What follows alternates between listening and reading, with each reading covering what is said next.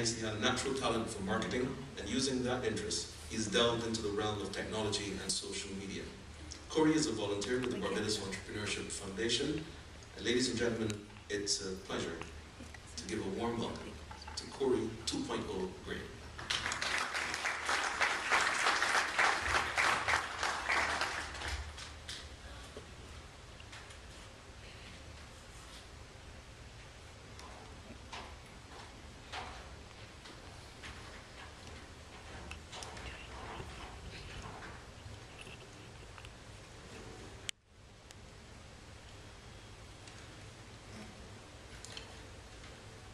Board of Directors, management and staff of the Public Workers Cooperative Credit Union, awardees, specially invited guests, ladies and gentlemen. I was asked to talk to you today about entrepreneurship, and since I'm involved in quite a few startup businesses, I decided to focus the talk this evening on taking hold of your future with an entrepreneur's mindset. And I decided to take that twist because I believe everyone in the room should be able to take away something. In this talk, you will learn a little bit more about me, and we'll answer the questions: what is an entrepreneur? What kind of world will you live in? Where does Barbados fit into that world? And how will you find that big idea to start your business? How will you actually get started? And then I would describe some of the projects that I would have started at the Thrift Club members' ages, and then some tips and examples. Right. First, let me say congratulations to you, the awardees, and also congratulations for the fantastic work that the Thrift Club is doing. I am actually very, very impressed with all the things that you've been able to do. I thought it was really just a credit union, but certainly it's a lot more than that. All right, so Journaling Productions, as you will have heard the MC describe, it started out as entertainment, but now Journaling Productions focuses on working with individuals and businesses to bring them online and to bring them into the world of Web 2.0. Other projects that I'm involved in, well, I volunteer with the Barbados Entrepreneurship Foundation, as you heard. The aim of that foundation is to bring Barbados to be the #1 entrepreneurial hub by 2020. I'm also the co-founder of Graham Step with Jeremy Stephen. Some of you may know him on Thursday mornings on Morning Barbados with the Price of Everything. Right.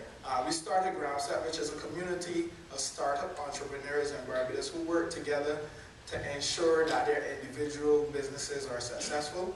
One of the things we do is to bring in successful entrepreneurs to come and talk with us and to teach us the ways of entrepreneurship. And Graham Step itself means, taking small steps forward, day by day, moving forward.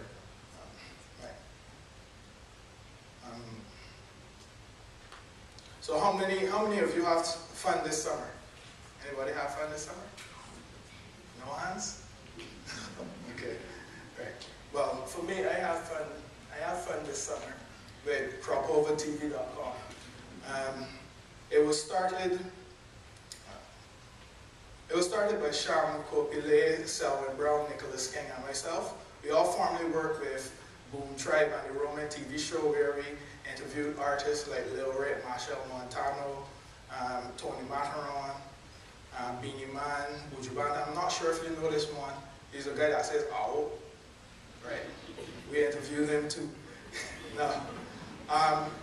So you see some pictures there. That was me interviewed. That was Whoopi's first performance for the Crop Over season. That was me with Cass on So-Called Hill, and the one down there that is the core team of Crop Over TV, which was streaming some of the events live over Crop Over. All right. So moving on, what is an entrepreneur? The definition: an entrepreneur is a person who has the possession.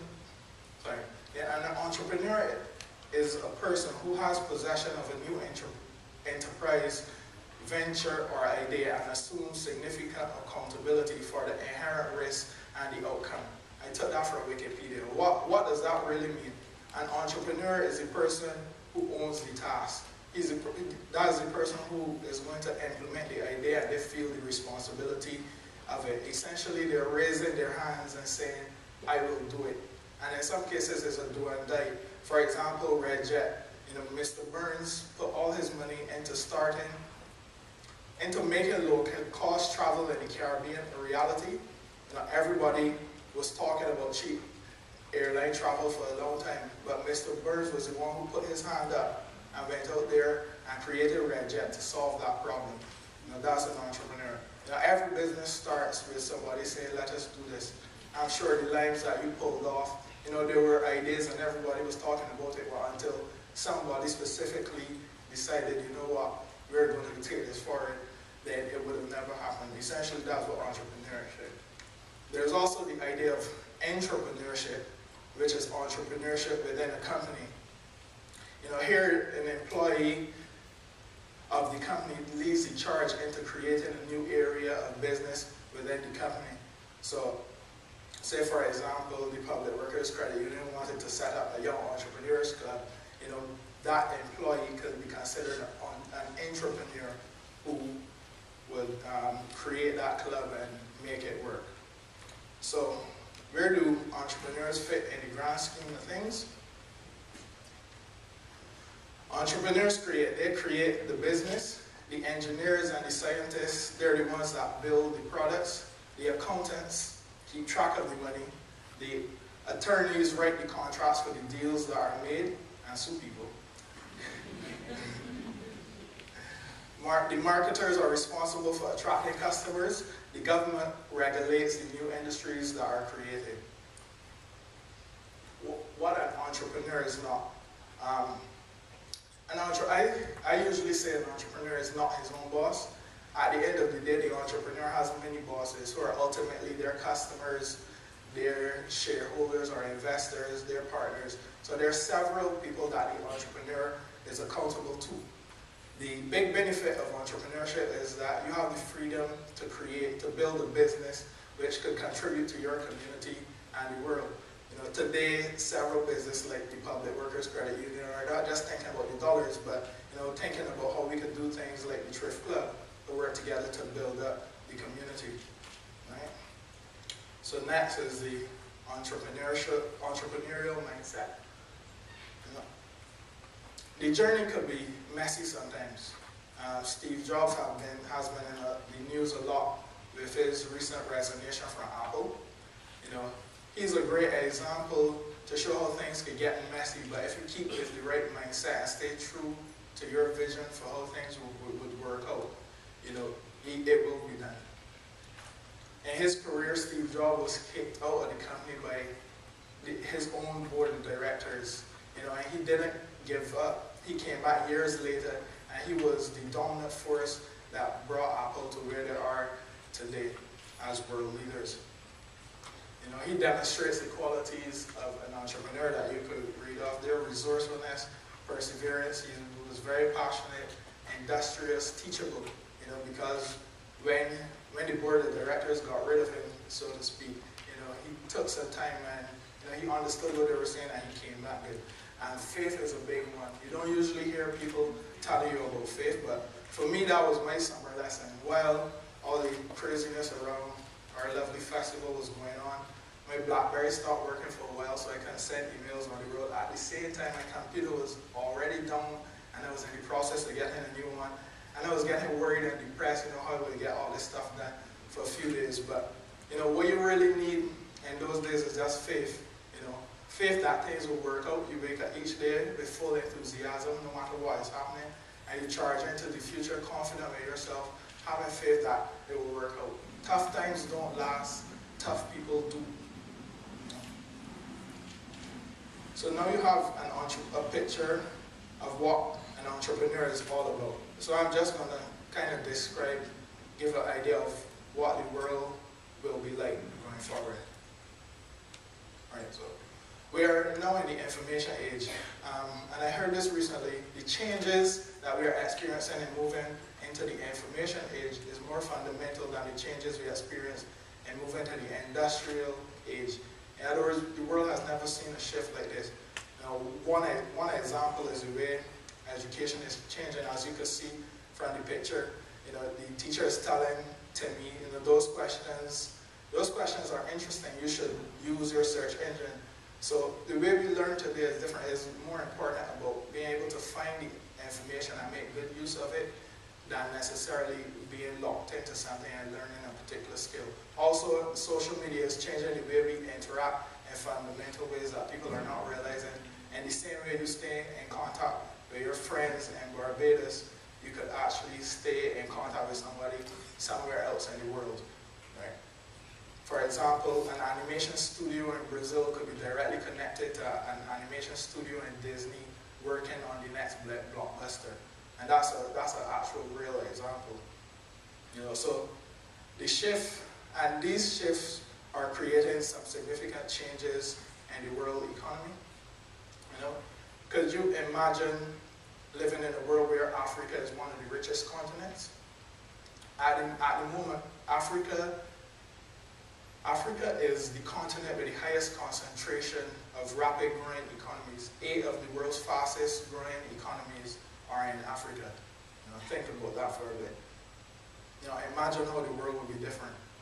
I picked this one up at Barbados Entrepreneurship Foundation Forum, where Anna Smith, a Bajan who works at one of the top financial institutions in the world, and is responsible for monitoring global trends.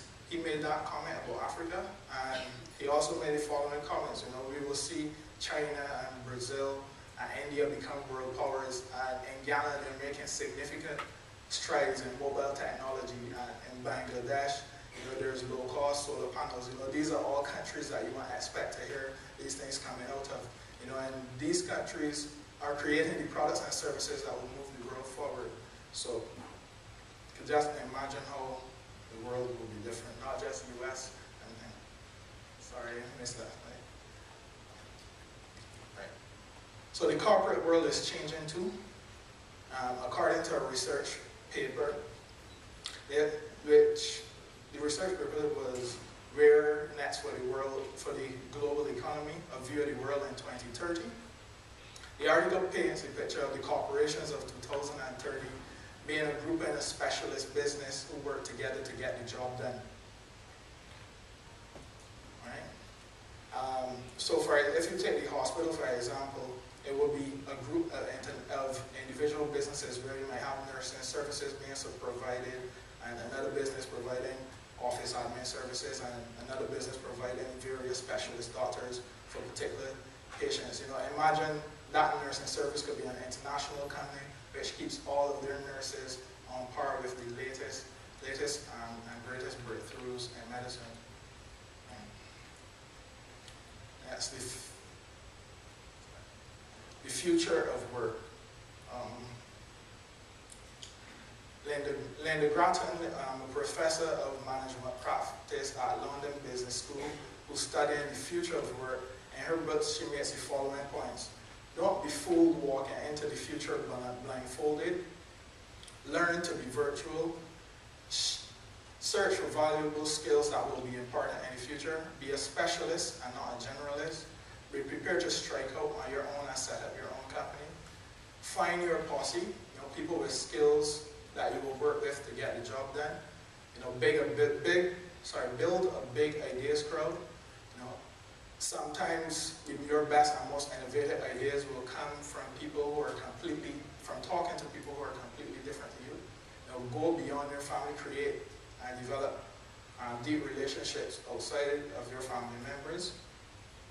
Have the courage to make hard decisions. Become a producer rather than a simple consumer. It sounds like she was essentially saying that we all need to become entrepreneurs in our own right in the future. I want to highlight one critical point there, and that is the need to be virtual. So, imagine the CEO of the Public Workers Credit Union working out of an office like this. Right? In the world of tomorrow, we will need to be virtual. Now in Barbados, everybody likes a face-to-face meeting, everybody likes to transact business face-to-face. However, in the world to come, we will need to be virtual. Just to give you an idea of how this virtual work is impacting in the world. You know, in a study done with 140 mobile workers, these will be workers who were outside of the company. You know, 40% of them were willing to take a pay cut, and some of to continue working virtually. And some of them said the benefits of virtual work, the stress levels, their stress level has dropped by 25% since they are working from home. 76% said without traffic they could put in extra time on their work. I'm sure everybody could agree with that, right? And 76% said they're more loyal to the company because there are no office politics to deal with. And I'm sure the awardees know how that is in their class, you know, who ain't talking to who and that kind of thing.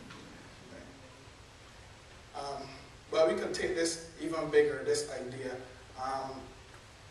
You know, when you think of multinational companies, you think about New York and London. Well, here's a thought. What about St. George? You know, McKinney Rogers, who's the CEO of the Barbados Entrepreneurship Foundation. Sorry, Damian McKinney is the CEO of the Barbados Entrepreneurship Foundation, and he runs McKinney Rogers. And McKinney Rogers has 15 offices around the world, and they work with clients like Walmart, who is the largest company in the world, Smirnoff, Heineken, and various companies, all from his plantation right there in St. George. And that is a reality. I've been there, I've had meetings there and so on. So the world is your marketplace. The international business sector is the second largest earner of foreign exchange. You know, so can you imagine running your global business from Shafet? No? Right. So with the Barbados Entrepreneurship Foundation, we are taking steps to push Barbados forward to be virtual. And we have the 1111 On project to Wi-Fi Barbados. I'm sure you would have heard of it. The idea is to make it easier to do Barbados the idea is to make it easier to do work in Barbados wherever you are at any point in time. You could go to the Facebook page and find out more. It's facebook.com/Barbados. Why not? But the idea is really is a movement by the people for the people. We share our Wi-Fi with each other, and we don't wait for the telecoms or for the government to come and give it to us. We go out there and do it. It's also important that we embrace technology. You know, technology is a tool to make the job easier.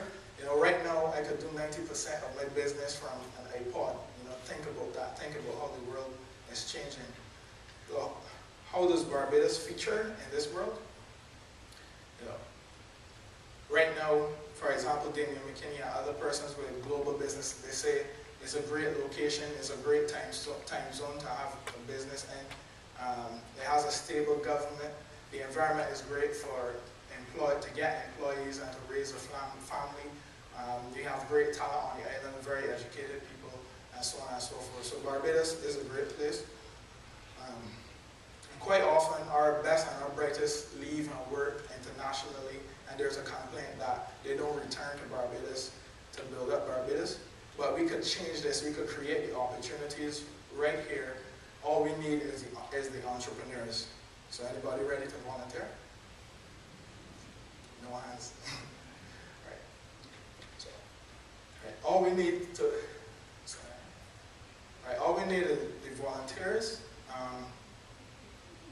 And we need to find that layer. It could be somebody very young. Actually, I heard a story. There's a 16-year-old guy in UK, and he basically built an application for the iPhone, and he contacted everybody using email. He was 16 years old, so he used email so that they wouldn't know how old he was and so on. And he built this app, and it eventually, in a year, he made $1 million. He's basically a high school guy. Right, so how to find the big idea? Where do business ideas come from? Anybody? They come from problems, essentially. Usually it's not just any problem, but a problem that you're passionate about solving. Several people start solving a problem themselves, and just because they want a solution, they want to get it done. And then, you know, they find that other people are coming up to them, willing to pay them for that solution. Countless entrepreneurs start in one business and they figure out a problem to get that business to work, and then they end up actually getting into a whole new business because they created that solution and everybody's beating on their door for it. So where there are problems, entrepreneurs seek opportunities. Take for example, I know at school the canteen line is always long. So suppose you made a deal with the canteen where you go in and you give your order early in the morning, and then you just go out the back door and get your lunch early. You can see how your friends might pay $1, etc. to access that. That's how business starts. You can get started from now with the mindset. Just ask questions, observe. I think volunteer. Go out there. If somebody, a friend, or anyone has a startup business, volunteer, spend some time with them and get an idea. Keep dreaming. Keep dreaming. Always have a plan. I mean, I can tell you, even for example, with Journaling Productions, when I started it, after a while, then when I went into Boom Tribe, there was a conflict. So a lot of things I just rest down there. But now that I'm outside of Boom Tribe, I'm literally picking back up the same things years later and using. So keep planning and keep exploring new ideas. One comment though is it's easy to get high on new ideas. There's always a million things. You could always be doing a million things and not finish one of them. You need to stick with it when it's not cool or sexy. You need to see it through to the end. So I'll just talk through a few projects that I did when I was your age. My first business, so to speak, my first business, and I had a business card, was at 13, CG Productions, and I was making beaded chains, and I had them in some stores in Spicetown. I was not an artist or artistically inclined. In second form, I built a computer game, and I was not big on computer studies or anything like that. Actually, my next door neighbor right now, he probably writes a book that you use for computer studies. And he hasn't made a game, but I have. Another thing I did, I sold bubbles for girls who were into school sports. It was successful. And I was also a part of the team that put together the first sleepover at Queen's College School. I thought that was pretty cool. So, anything is possible. It's not just, what you're doing in school and so on, and especially when you can search and find the information.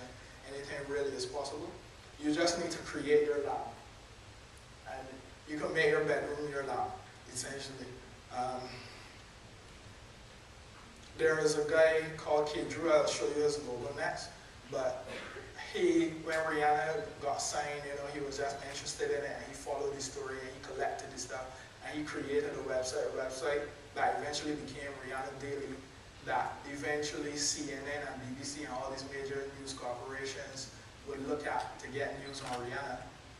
And actually now, today he's 19 years old, and he is signed with Rock Nation. He's working directly with Rock Nation now.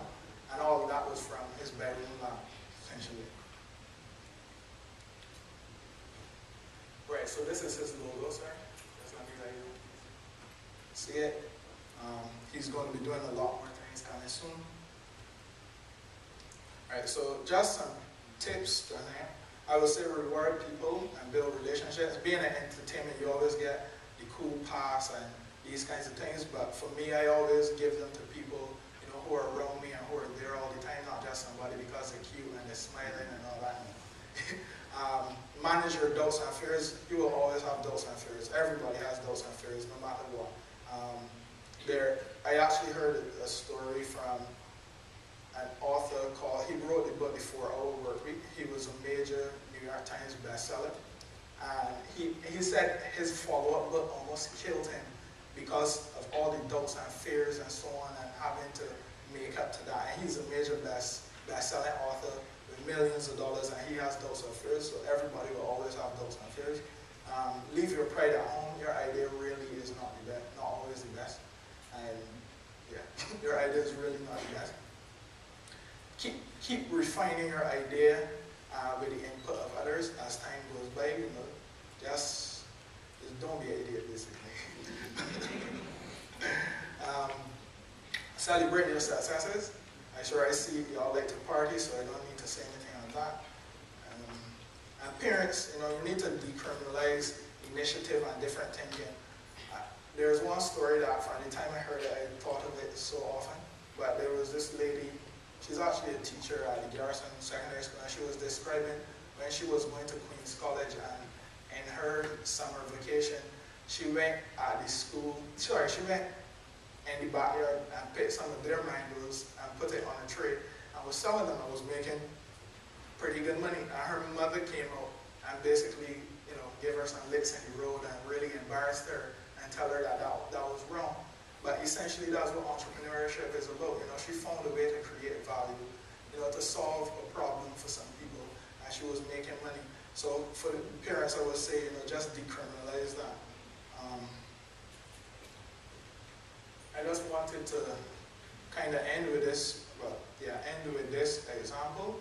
In Drowning, I've done some work with her. She was a backup singer for people like Machel Montano, Mr. Vegas, and a ton of other Caribbean superstars.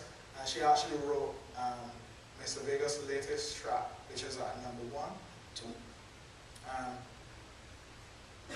About a year ago, she decided to launch her solo career, and she could not find a stage to perform on or anybody to hire her to do it. So she created her own showcase, a Sunday evening in a backyard that was good enough to have a showcase. And after she did that one, somebody paid for everything for the next one, so she had a full band and everything. And now she's traveling with Invest Barbados all around the world to international music conference to build her business and also perform at those conferences. Now, I didn't say anything about how specifically to go about starting your business, but I wanted to talk on the idea because a lot of people don't talk on that. The BarbadosEntrepreneurs.com is a portal that's live now, and it's managed by the Cave Hill School of Business. So you could go on there and they will give you all the technical steps on how to set up a business, and it will be growing.